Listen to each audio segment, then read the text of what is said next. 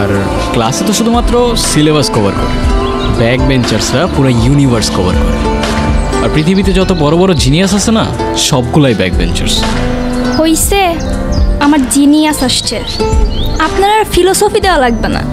সারা বছর তো একটু মনোযোগ দিয়ে ক্লাসও করো নাই।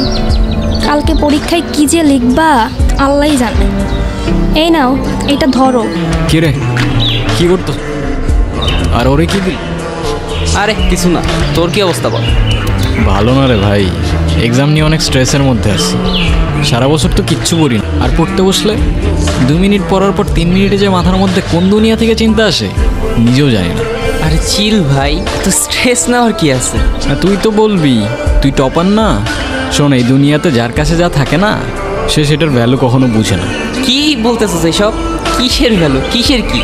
আচ্ছা, আমি একটা জিনিস বুঝি না, তুই সব সময় বাইরে বাইরে ঘুরোস না, তোরে কখনো ক্লাস করতে দেখি। তোর রেজাল্ট ভালো হয় কেমনি?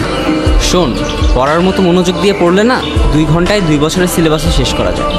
বা ওই কনসেন্ট্রেশনটাই তো থাকে না। মনোযোগ থাকলে না একটা কথা হইতো। দাঁড়া, তোর জন্য আমার কাছে একটা জিনিস আছে। এইটা কি? প্রাইমারিস পুরো সিলেবাস 1 ঘন্টায় শেষ হয়ে যাবে বন্ধু। না ভাই, আমি ড্রাগস নিব না। আরে ড্রাগস কি বলছি? এটা তো সুইট ক্যান্ডি, একবার ট্রাই করেই দেখ।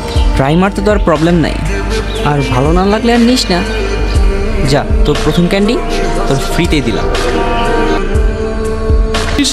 হ্যাঁ, এই নে তোর পরীক্ষার ফিটা। আজকে সব কমন পড়ছে। আজকেও ঢপ মারতেছো না আমার সাথে? না সিরিয়াসলি, আজকে সব কমন পড়ছে। আমি উল্টা খুঁজতেছিলাম আজকে কোনটা কমন পড়ে নাই। তাই? আচ্ছা আচ্ছা, প্ল্যান কি?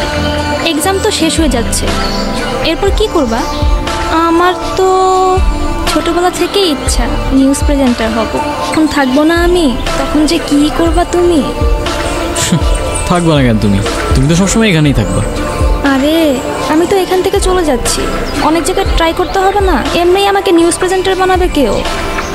কোথাও যাইতে হবে না তোমার, কোনো নিউজ প্রেজেন্টার হওয়ার দরকার। এখানেই থাকবা তুমি।